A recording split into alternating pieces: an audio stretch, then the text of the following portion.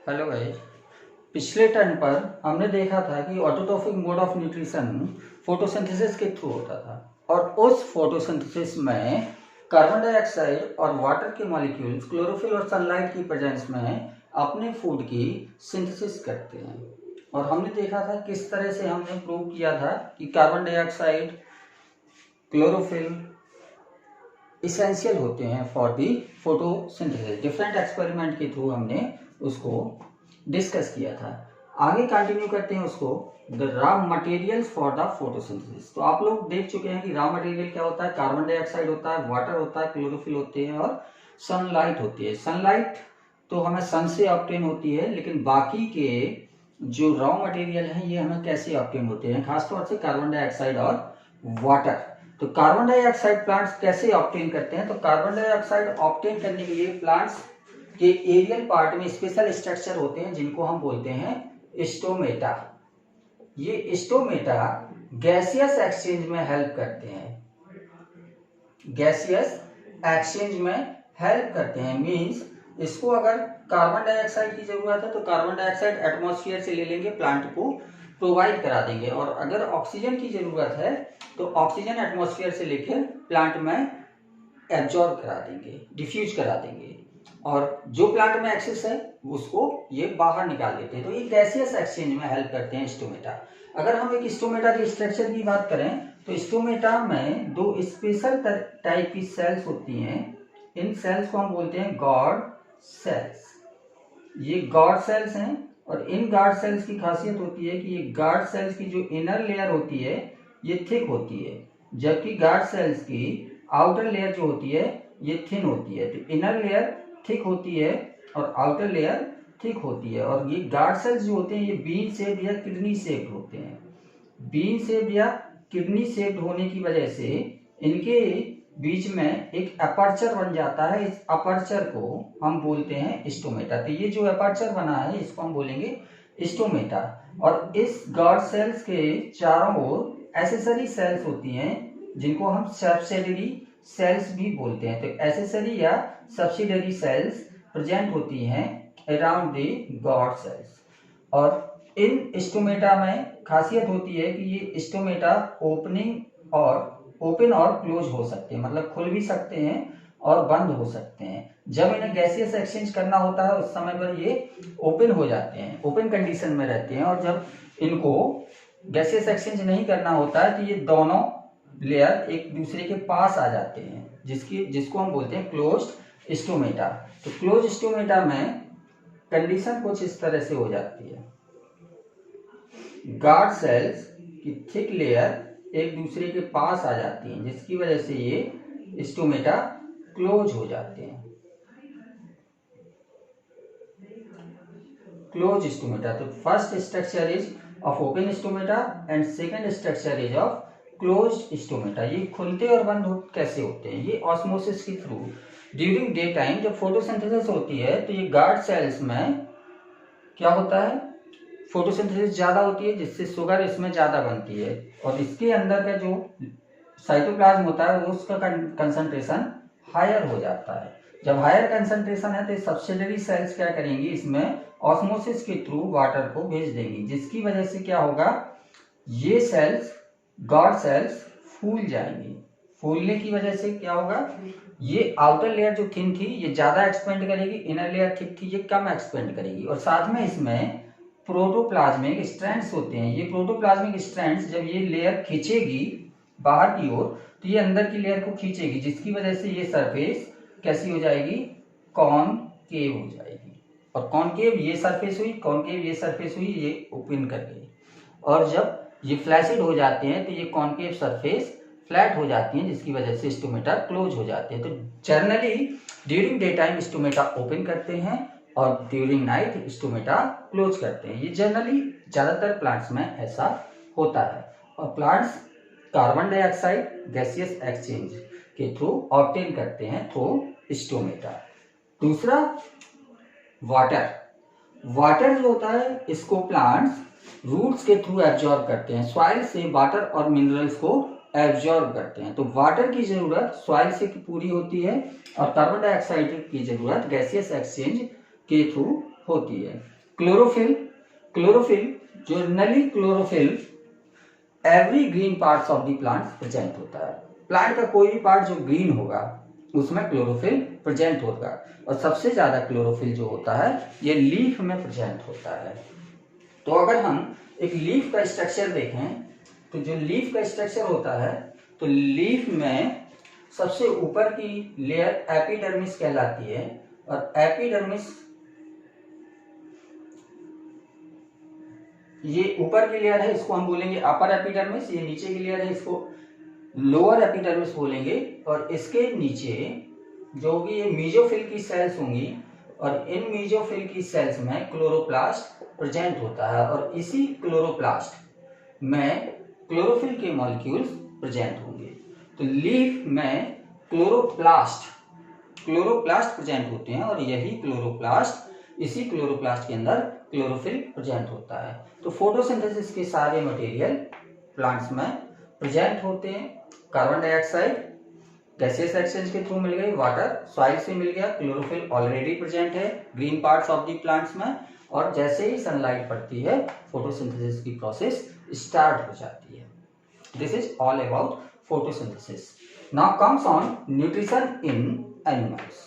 अगर हम एनिमल्स की बात करें तो एनिमल्स, चलिए उसके पहले हम एक्सेप्शंस देख लेते हैं। प्लांट्स में जो ऑटोट्रॉफिक मोड ऑफ न्यूट्रिशन होता है, इसके कुछ एक्सेप्शन भी होते हैं। एक्सेप्शन में पहला एक्सेप्शन आता है ईस्ट का। ईस्ट में क्लोरोफिल एब्सेंट होता है, और क्लोरोफिल एब्सेंट होगा तो फोटोसिंथेसिस की रिएक्शन नहीं हो पाएगी। तो east generally saprophytic mode of nutrition, हम लोग पहले भी पढ़ चुके हैं, मशरूम वगैरह क्या करती थी, सैप्रोफिटिक मोड ऑफ न्यूट्रिशन से फूड को लेते थे, अपना न्यूट्रिशन ऑब्टेन करते थे। दूसरे होते हैं insectivorous plants. Insectivorous plants generally green होते हैं, इनमें फोटोसिंथेसिस होती है, लेकिन ये नाइट्रोजन की कमी को पूरा करने के लिए इंसेक्ट को ट्रैप करते हैं और इंसेक्ट का डाइजेशन करते हैं। इंसेक्टिवोरस प्लांट्स कहते हैं ऐसे प्लांट्स को जो इंसेक्ट को ट्रैप करके उनसे नाइट्रोजन को ऑब्टेन करते हैं। ये जनरली ऐसे एरिया में प्रेजेंट होते हैं जहाँ पर पानी ज्यादा होता है, दलदल वाला एरिया जो होता है वहां पर ये प्रेजेंट होते हैं। इसका एग्जाम्पल होता है Venus fly trap. Venus fly trap में क्या होता है, इसकी लीफ जो होती है, लीफ इस तरह से फोल्डेड होती है, और लीफ के टिप पर ड्यू की तरह प्रेजेंट होता है। तो इंसेक्ट उसमें अट्रैक्ट होते हैं, और जैसे ही इंसेक्ट इसके अंदर जाता है ये क्लोज हो जाती हैं, और इनसे जो एंजाइम्स निकलते हैं वो उस इंसेक्ट को डाइजेस्ट करके उससे नाइट्रोजन को बाहर निकाल के एब्जॉर्ब कर लेते हैं। दूसरा इसका एग्जाम्पल होता है यूट्रिकुलेरिया। यूट्रिकुलेरिया भी इसका एग्जाम्पल है। यूट्रिकुलेरिया और वीनस फ्लाई ट्रैप, ये दोनों एग्जाम्पल होते हैं इंसेक्टिवोरस प्लांट्स के। ये फोटोसिंथेसिस करते हैं, ग्लूकोज बनाते हैं, लेकिन नाइट्रोजन की कमी के लिए इंसेक्ट को खाते हैं। अब आते हैं न्यूट्रिशन इन एनिमल्स। तो एनिमल्स में जो न्यूट्रिशन होता है ये जनरली 3 टाइप से होता है, हर्बीवोर्स, ऑमनीवोर्स, कार्निवोर्स और ओमनीवोर्स। तो हर्बीवोर्स एनिमल्स ऐसे एनिमल्स होते हैं जो प्लांट से अपने फूड को ऑब्टेन करते हैं, कार्निवोर्स ऐसे एनिमल्स होते हैं जो मीट ईटर होते हैं, ये किसी दूसरे एनिमल से अपने फूड को ऑब्टेन करते हैं।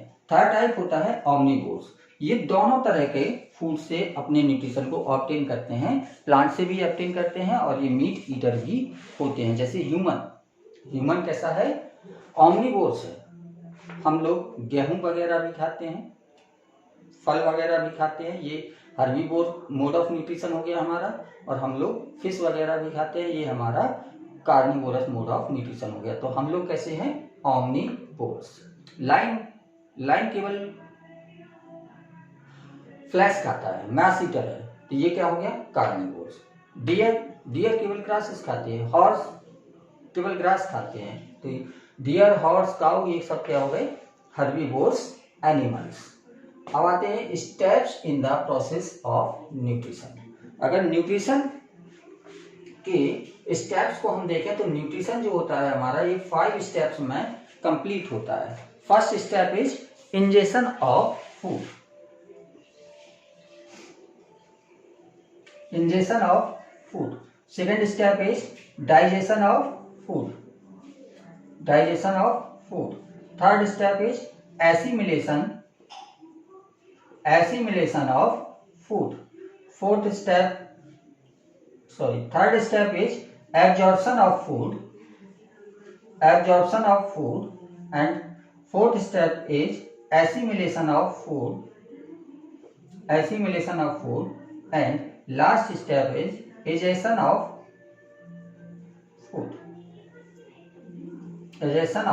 food. Ingestion is intake of food.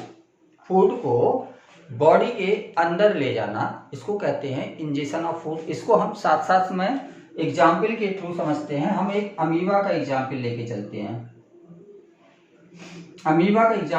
हैं। तो ये अमीबा है जिसमें फूड पार्टिकल जिसके कांटेक्ट में आ गया। तो फूड पार्टिकल जैसे ही इसके कांटेक्ट में आता है, ये अमीबा क्या करता है, अपनी प्लाज्मा मेम्ब्रेन को जहां पर फूड कांटेक्ट में आया था उसको इन्वेजिनेट कर लेगा, अंदर की ओर धसा लेगा, जिससे फूड पार्टिकल्स इसके अंदर ट्रैप हो जाएगा। और इसके बाद ये क्या करेगा, अपनी प्लाज्मा मेम्ब्रेन को इस पार्ट को एक दूसरे के कांटेक्ट में लाएगा और बाद में ये प्लाज्मा मेम्ब्रेन यहाँ से टूटकर ऊपर जुड़ जाएगी और अंदर वाली लेयर अंदर जुड़ जाएगी और एक फूड वैक्यूल का फॉर्मेशन कर लेगी। This process of intake of food is called ingestion. तो first step is ingestion of food means intake of food. हम लोग भी खाना खाते हैं तो ये क्या है, intake of food. Second step is digestion. Digestion में क्या होता है, large insoluble food particles. Food generally large insoluble form में प्रेजेंट होता है। लार्ज पार्टिकल होते हैं, इंसॉल्युबल फॉर्म में होता है, वाटर में सॉल्युबल नहीं होता है। लार्ज इनसॉल्युबल पार्टिकल्स को स्मॉलर सॉल्युबल पार्टिकल्स में तोड़ना, this process is called digestion. ये दो तरह से होता है, मैकेनिकल डाइजेशन भी होता है और केमिकल डाइजेशन भी होता है।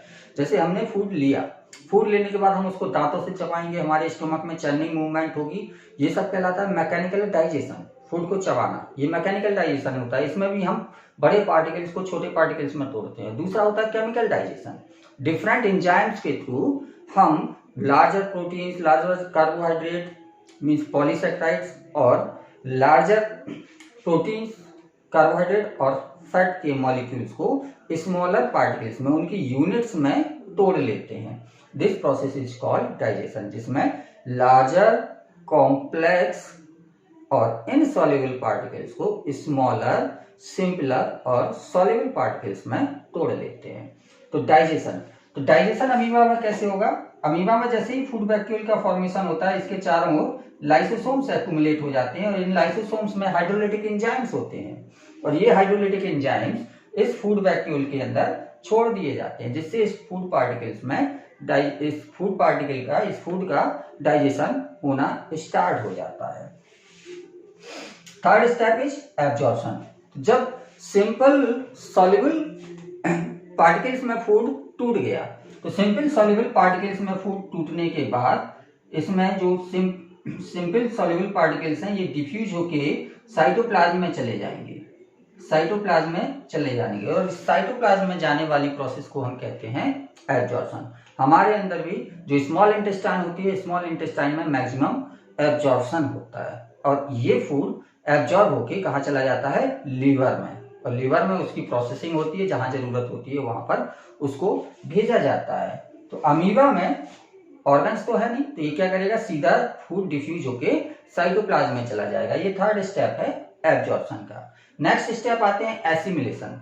जो फूड हमने एब्जॉर्ब किया है इसका हम यूज जो करते हैं वो कहलाता है एसिमिलेशन। और एसिमिलेशन की प्रोसेस में क्या आता है, ग्रोथ। हमारी बॉडी की ग्रोथ होनी है, उसके लिए हमें जो मटेरियल चाहिए वो कहाँ से आएगा, एब्जॉर्ब से, फूड से। ग्रोथ करा सकते हैं हम, रिपेयर करा सकते हैं, या फिर जो हम वाइटल एक्टिविटीज परफॉर्म करते हैं उन वाइटल एक्टिविटीज के लिए जो एनर्जी चाहिए वो एनर्जी हमें कहाँ से मिलेगी, इसी एब्जॉर्ब फूड से मिलेगी। एब्जॉर्ब फूड का हम रेस्पिरेशन करते हैं, उससे एनर्जी लिबरेट होती है और एनर्जी जो लिबरेट होती है उसको हम यूज करते हैं, दैट इज एसिमिलेशन। तो इसमें 3 पार्ट आ जाते हैं। हम एनर्जी ऑब्टेन कर सकते हैं तो वो भी एसिमिलेशन होगा, हम ग्रोथ करा रहे हैं बॉडी की वो भी एसिमिलेशन होगा, और अगर हम रिपेयर करा रहे हैं बॉडी की तो वो भी एसिमिलेशन होगा। लास्ट स्टेप है डाइजेशन ऑफ फूड। तो जो अनडाइजेस्टेड फूड होता है, अनडाइजेस्टेड फूड बॉडी से बाहर निकाल दिया जाता है। अगर हम ह्यूमन की बात करें तो ह्यूमन में एनएस के थ्रू अनडाइजेस्टेड मटेरियल को फीसेस के फॉर्म में बाहर निकाल दिया जाता है। जबकि अमीबा की बात करें अगर हम, तो अमीबा में क्या होगा, जो फूड वैक्यूल के अंदर अनडाइजेस्टेड मटेरियल बचा था, ये फूड वैक्यूल जिसमें अनडाइजेस्टेड मटेरियल था, ये प्लाज्मा मेम्ब्रेन के कांटेक्ट में आएगी और एक्सोसाइटोसिस के थ्रू इसको निकाल के बाहर कर देगी, एक्सोसाइटोसिस के थ्रू निकाल के बाहर कर देगी। दिस इज सेल वॉमिटिंग या egestion of food, undigested food.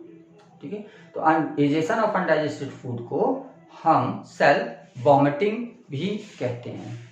तो this is all about nutrition in animals in general. हमें अब मेनली पढ़ना है ह्यूमन के अंदर कैसे डाइजेशन होता है या ह्यूमन कैसे न्यूट्रिशन ऑब्टेन करता है। इसको हम कंटिन्यू करेंगे अपने नेक्स्ट